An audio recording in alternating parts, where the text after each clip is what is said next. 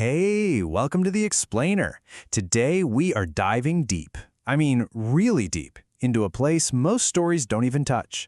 The messy, unfiltered, totally chaotic world inside our own heads. We're going to be talking all about the revolutionary literary technique that cracked it wide open, the stream of consciousness. I mean, seriously, have you ever stopped to notice how your thoughts just don't follow a straight line? One second you're focused on this, the next you're thinking about a song from 10 years ago, and then bam, you suddenly remember you need to buy milk. It's a total jumble, right?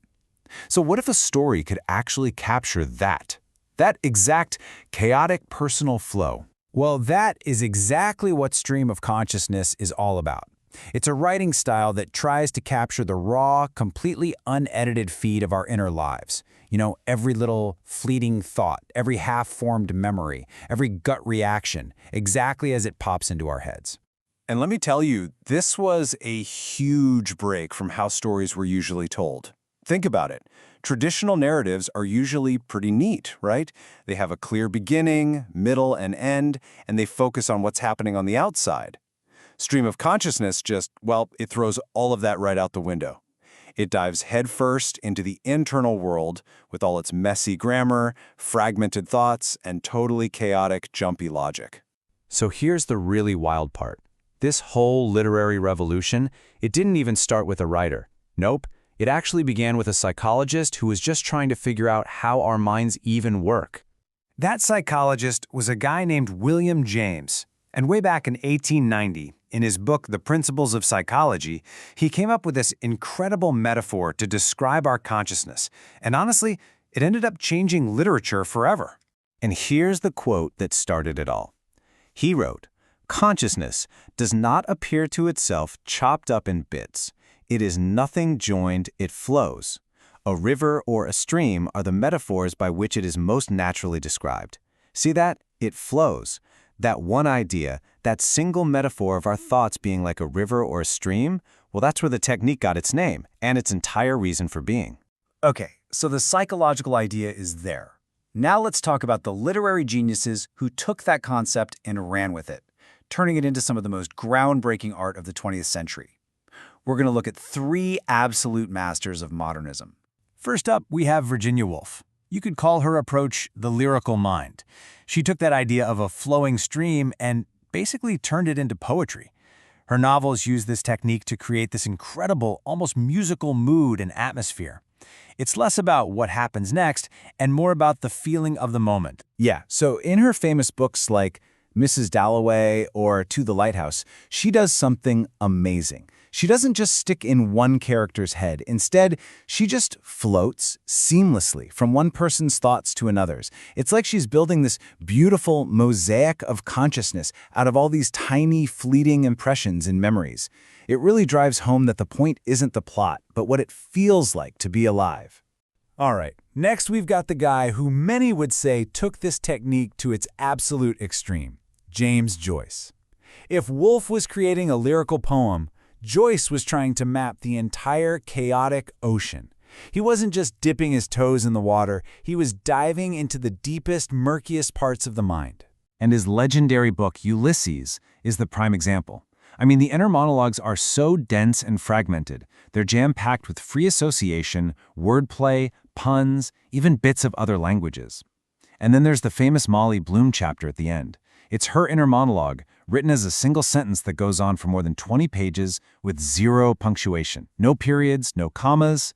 It's an absolutely mind-blowing attempt to get thought down on paper in its rawest form. And finally, our third pioneer is William Faulkner, who represents the fragmented mind. For Faulkner, stream of consciousness wasn't just about what's happening now. He used it to show how the past is never really past, how it's always crashing into the present, messing with our memories and even fracturing our sense of self. A perfect example is in his novel, The Sound and the Fury. The first section is told from the perspective of a character named Benji, who literally can't distinguish between past and present. So for him, something that happened 30 years ago feels like it's happening right now. The writing is this incredible jumble of disjointed sentences and sudden jumps in time, which perfectly shows his point. Memory isn't a straight line. It's this chaotic, powerful thing that's always with us. So you can see, for all three of these writers, This was way more than just a clever writing trick. No, what they were doing was fundamentally changing the definition of what a story could even be. See, before this whole movement, realism meant getting the outside world right, describing the setting, the clothes, what people were doing. But stream of consciousness created a brand new kind of realism, psychological realism. The focus shifted from just what happened to what did it feel like inside someone's head when it was happening. And that's a huge difference. And this new focus had a massive ripple effect. First, it totally embraced subjectivity, the idea that my reality and your reality are different because we experience them differently inside our heads. Second, it just smashed the old rulebook. It proved that stories don't have to be neat and tidy. And third, it kind of democratized the narrative, right? A tiny passing thought could suddenly be just as important as a huge dramatic event. Okay, but let's be real for a second. This all brings up a pretty big question. If a book has no real plot, no proper grammar, and jumps all over the place, is it even possible to read? And the short answer is, yeah, it's tough. But that's the whole point. The difficulty is actually part of the experience. These books demand that you, as the reader, get actively involved. You're the one who has to piece together the meaning from all the fragments and clues, which, if you think about it, is kind of like what our own minds do every single second. So, given that it's such a challenge, why should we still bother with it today? What's the lasting legacy here? Well, let's get into that. Because at the end of the day, stream of consciousness is so much more than just a literary device. It's a profound window into the self. By changing what a novel could do, it gave us a much deeper, much more honest look at what it actually means to be a person, with all of our messy, complicated, and beautiful inner worlds. Which leaves us with one final question to chew on. If a writer could somehow tap into your inner monologue for a whole day, unfiltered, uncensored, what story would it reveal? Think about that. Thanks for joining this explainer.